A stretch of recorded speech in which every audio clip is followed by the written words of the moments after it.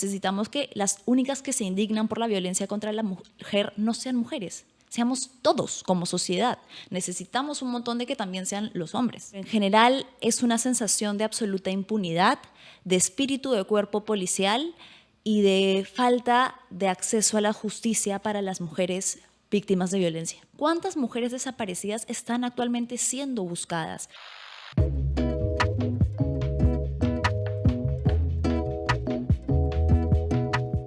Esta mañana estamos con Manuela Camacho, mujer, periodista, especialista en género. Manuela, ¿cómo estás? ¿Qué tal? César, gracias por invitarme. No, gracias por compartir este rato con nosotros. Bueno, el tema del que tenemos que hablar esta mañana es duro. Sí.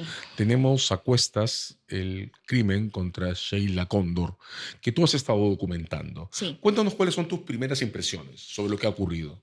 Bueno, yo creo que el asesinato, el feminicidio de Sheila ha despertado indignación porque por donde lo mires, por el eje que lo abordes, todo se ha manejado de una manera absolutamente negligente, ¿no? Primero está la reacción policial ante la desaparición, que es un factor en el que seguramente ya ampliaremos, pero se encuentran patrones de desatención de denuncias de desaparición, siendo que hay una normativa que tú incluso conocerás más a la letra de cuánto tiempo supuestamente te tienen que decir que debes esperar para poner una denuncia de desaparición. Es también la lentitud con la que se buscan a las desaparecidas y la reacción de hacer espíritu de cuerpo posteriormente, con todo lo que ha sucedido, con lo que hemos sabido sobre que lamentablemente, y lo digo porque eso impide el acceso a la justicia de las víctimas, la persona acusada del feminicidio, Darwin Condori, fue hallado muerto. Entonces, son muchos elementos que podríamos seguramente hablar por separado, pero en general es una sensación de absoluta impunidad, de espíritu de cuerpo policial y de falta de acceso a la justicia para las mujeres víctimas de violencia. Creo que la primera plataforma está en tu última frase, falta de justicia para las mujeres víctimas de violencia. Pero quizás aquí hay un recubrimiento difícil de asimilar en nuestra sociedad. Desaparición. Arrastramos una imagen de las desapariciones que está muy vinculada a la violencia de los años 80 y quizás no la hemos digerido, quizás Ujú. tenemos eso como un tema pendiente y tal vez, me animo a especular, el fantasma de las desapariciones no resueltas esté bloqueando nuestra comprensión de lo que significan las desapariciones actuales, casi diría minimizándolo, Totalmente. invisibilizándolo, postergándolo. ¿Tú sientes que como sociedad nos estamos haciendo cargo que ese es un país en el que se trafica con mujeres y con niñas? Por supuesto, las cifras de trata de personas son reales. Las cifras de, no voy a decir la industria, porque no es una industria infantil, es un abuso infantil, y de jóvenes y mujeres adolescentes. Aquí hay muchos elementos que son necesarios traer a la conversación y que siento que se han relegado durante años. Primero, el que tú mencionas, el tema de cómo el sistema se hace cargo de las mujeres desaparecidas. ¿Cuántas mujeres desaparecidas están actualmente siendo buscadas? ¿Y por qué es que siempre las familias, cuando hablo con ellas, me indican lo mismo?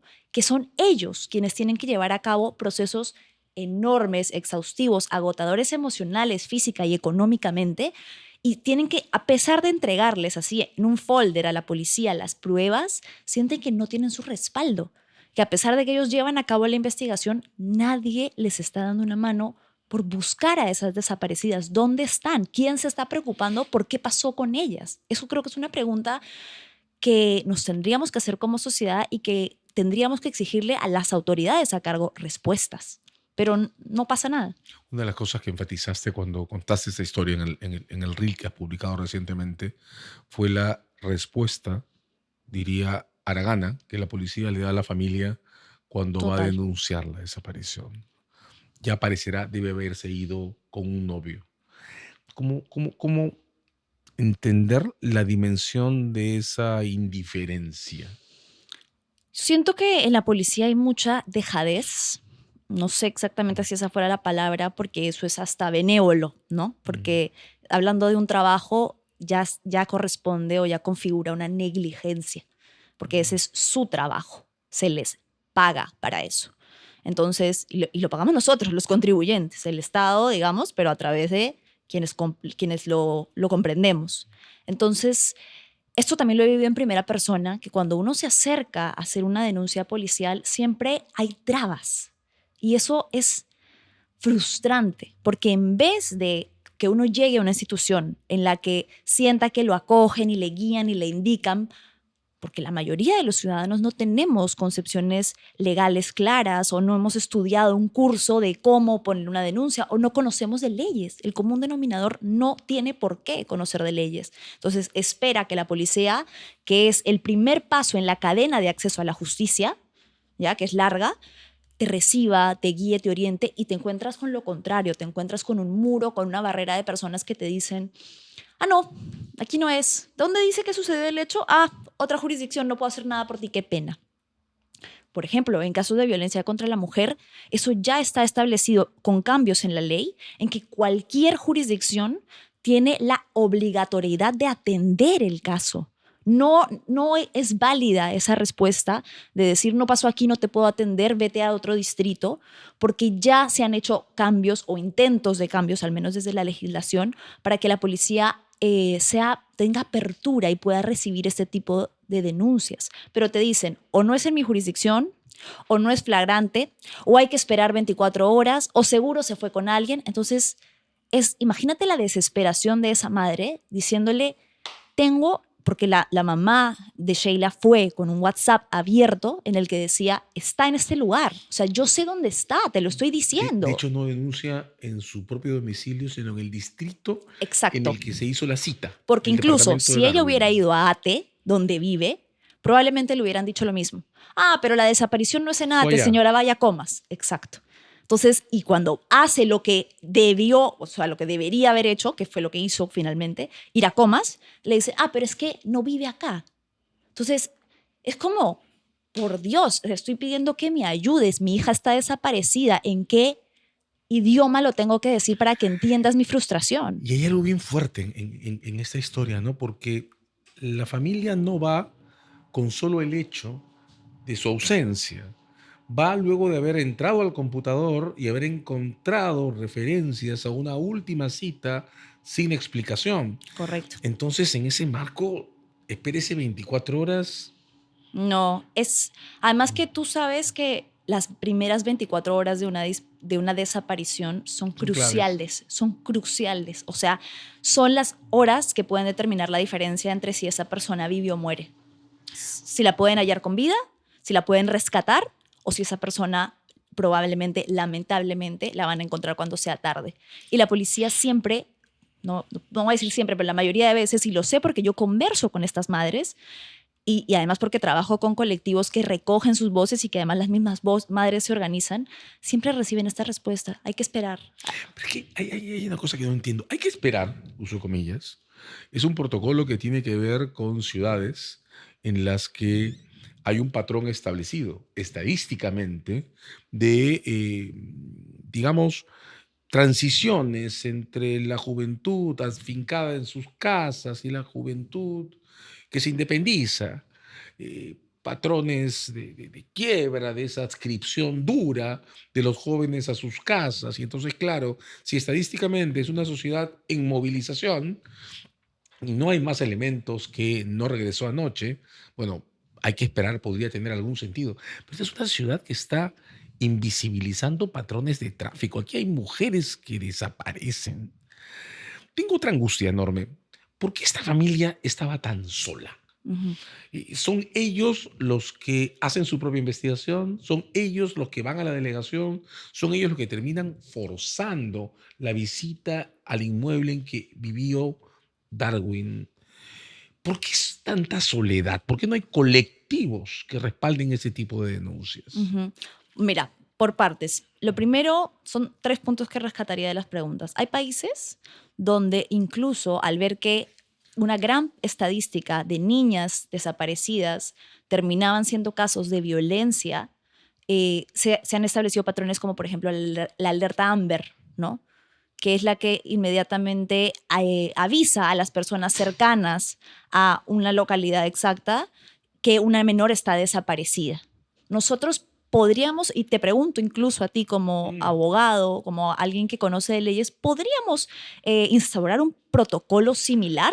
Pero es que me parece más o menos evidente. Y los protocolos de alerta amarilla o alerta roja se crearon con ocasión a casos de acoso, Sí. ¿verdad? Son protocolos de refugio para poder generar denuncias automáticas sin comprometer la seguridad de la víctima.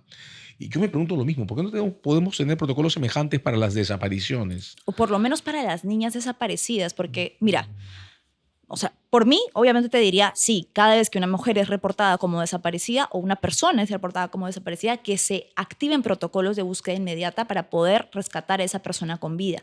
Pero ya, si te dicen que es una persona adulta, digamos, poniéndonos en el caso que sabemos lo que nos van a responder y que hay que esperar a ver si toma una decisión autónoma, una niña no puede tomar una decisión autónoma porque es una niña. Si está desaparecida, la razón es obvia que no compete a una decisión de ella. Voy contigo. Agregaría una variable más. Si lo ponemos en frío y lo que nos preocupa es el esfuerzo en buscarlas, pues pon a un lado las estadísticas sobre la tasa de desapariciones de mujeres, el riesgo de tráfico que representan zonas como el Hueco en Madre de Dios o los campamentos de minería ilegal, donde las están vendiendo, Totalmente. y si no vendiendo, pues induciendo para ser esclavizadas sexualmente. Pon eso como riesgo y el costo de hacer una búsqueda que desemboque en el hallazgo de una mujer que libremente decidió irse a otro lado, pues desaparece. Se prefiere una Claro, sociedad que se esfuerce para confirmar que una mujer decidió irse por su propia voluntad que una sociedad que simplemente invisibilice el problema, ¿no? por supuesto, la visión o el eje en el que lo abordamos tendría que ser al revés. Como para ponerte un ejemplo que me viene ahorita a la mente, ¿no? Cuando sucedió un caso, recuerdo emblemático, que la sociedad se activó en búsqueda de una mujer y que finalmente Ujú. el desenlace terminó siendo otro y nos culpaban un poco a las personas que activamos, que hicimos fuerte voz y lucha para que se busque, nosotras, nuestra respuesta era, bueno, prefiero mil veces saber que se obró, que levantamos la voz, que exigimos que se ubique a esa mujer como sea y saber que no le pasó nada, prefiero quedarme con esa tranquilidad a pensar que cuántas veces no hacemos o no decimos nada o no nos enteramos hasta que ya no podemos hacer nada. Prefiero mil veces que seamos la sociedad que exagera, digamos por La así decirlo, reacción. o que sobrereacciona cuando una mujer, una niña está desaparecida, a que no hagamos nada, como actualmente siento que pasa, que es la familia desesperada la que busca y no tiene a nadie que la ayude. Tejer redes, ¿no? De varias maneras, si algo nos permite construir seguridad es la protección. Sí. Y la protección supone tener colectivos a los que acudir. Ujú. Tal vez esto, asumiendo que además aquí hay un problema, como tú describes con claridad, de relación entre la policía y las familias, las personas que piden ayuda, pues la propia situación puede ser abordada de otro modo Ujú. si al llegar a Comas esta familia tuviera un colectivo al cual dirigirse, ¿no? Personas que podamos empezar a ponernos a Ujú. disposición de quienes están buscando a las mujeres que desaparecen. Ujú. Y al final del día, también funciona como factor de desestimulación del crimen que las bandas que ahora están secuestrando o seduciendo mujeres y niñas para llevárselas sepan que tenemos Por dispositivos de supuesto, reacción, ¿no? sí. Sobre eso, mira, yo trabajo de cerca con colectivos como por ejemplo Familias Luchando por Justicia, Familias Unidas por Justicia y Madres Luchando por Justicia, que son colectivos que se han formado de personas que han perdido a sus hijas, a sus hermanas, a mujeres víctimas de feminicidio y que hoy en día tratan de evitar que más personas, que más mujeres pasen por lo que ellas han vivido dentro de su familia. Entonces, yo creo que sí hay redes de mujeres organizadas, incluso pertenecemos a asociaciones, a gremios en los que cada vez que algo sucede, nosotras nos movemos como sea, pero lo que siento es que necesitamos que eso tenga mayor alcance, que necesitamos que se una toda la sociedad civil y que no seamos solamente las mujeres que nos consideramos feministas las que estamos luchando por esto, o entre las que nos avisamos, y que no haya rebote de lo que creo que además muchas veces sí tratamos de organizar, porque yo creo que sí hay acción colectiva, yo creo que sí hay organización. Mira, por ejemplo, lo que se está gestando para la marcha del sábado 23, entonces, en conmemoración al Día Internacional de la Eliminación de la Violencia contra la Mujer, pero necesita mayor difusión. Algo que quizás le esté dando un poco eso son las redes sociales, ¿no? Eso creo que podría ser un factor que ha entrado como a ayudar, porque sí siento que la gente se indigna un poco más que antes, que la gente se involucra un poco más que antes, el común denominador, y que empiezan a difundir, a compartir. Y eso es lo que necesitamos. Necesitamos que las únicas que se indignan por la violencia contra la mujer no sean mujeres, seamos todos como sociedad. Necesitamos un montón de que también sean los hombres.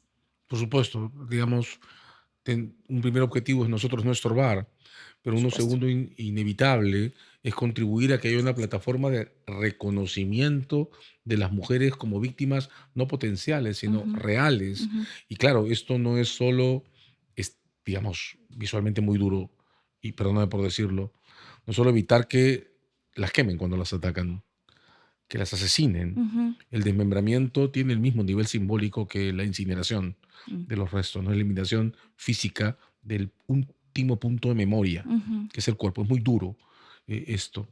Pero al costado están los casos de acoso, los ataques sexuales. Esta misma historia tiene un precedente en ataques sexuales a un grupo de mujeres, una en particular, inconsciente, por un grupo de policías entre los que estaba Correcto. Darwin Condori. Es todo, ¿no? Es en general el rango de las protecciones que supone hacernos cargo de esta historia Ujú. también. Ahora, al otro lado de la escena, no solo está la policía que desatiende o muestra indiferencia hacia la familia que busca a una mujer desaparecida, está el sistema en general de la policía. Totalmente. Darwin Condori no estaba en la cárcel porque cuando lo intervinieron por el primer caso de violación, alegó como factor de arraigo, como falta de necesidad de detención, el hecho de seguir siendo policía. Policía. Y siguió siendo policía. Escuché una declaración de un alto oficial de este cuerpo que ha dicho que el problema de violencia sexual que Darwin Condori enfrentaba era un problema personal.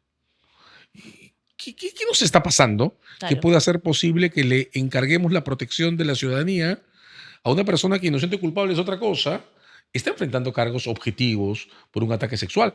Darwin Condori, el día que se encontró el cadáver de Sheila Condor, formaba parte de los destacamentos de la policía que estaban, uso comillas, cuidando los ambientes de este evento Foro, tan claro. Ujú. importante que se llevó toda la protección ciudadana durante una semana, la PEC. Exactamente. ¿Qué nos pasa colectivamente? Ya hablamos de instituciones para no reconocer lo que significa tener cargos por violencia sexual.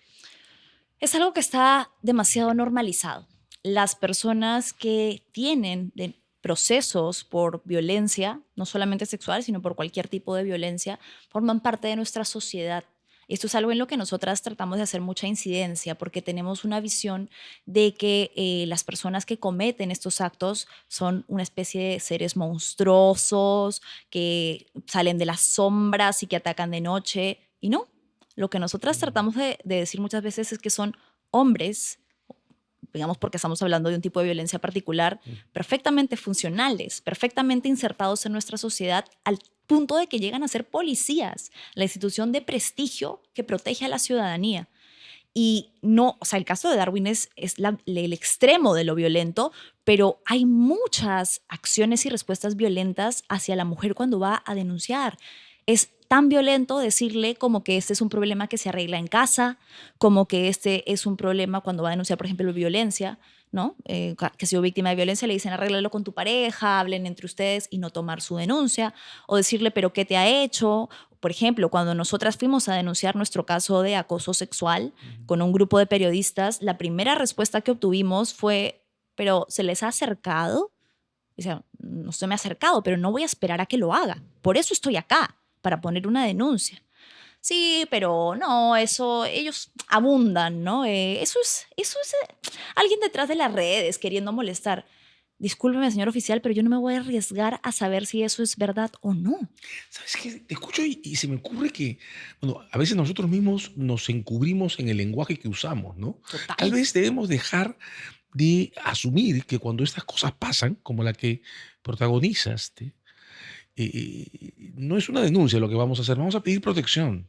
Claro. De modo que eso no depende de si tengo evidencias, si lo puedo llevar a juicio. Así como en el 2004 los tribunales, el constitucional fue, reconocieron que las fiscalías también deben preservar el derecho a la verdad y deben investigar cosas incluso aunque no puedan llevar a nadie entre los tribunales. Tal vez debemos empezar a asumir que las mujeres lo que piden cuando son atacadas o amenazadas es protección. Por No un caso supuesto. legal, sino ser No, protegidas. yo te diría que son ambos. ¿Por qué? Y te voy a explicar en mi ejemplo puntual. Ujú. Si no hubiera sido porque yo logré llevar a cabo mi denuncia y obtener Medida de una protección. medida de protección, yo nunca hubiera podido lograr una sentencia condenatoria De acuerdo. contra mi agresor. ¿Por qué? Y que, por cierto, está libre. Entonces, ahí vemos que el sistema no funciona porque aunque sigas al pie de la letra los pasos, siendo pues una persona como lo soy, privilegiada, que ha tenido acceso a abogados propios, porque la mayoría de la ciudadanía además no puede costear una defensa legal.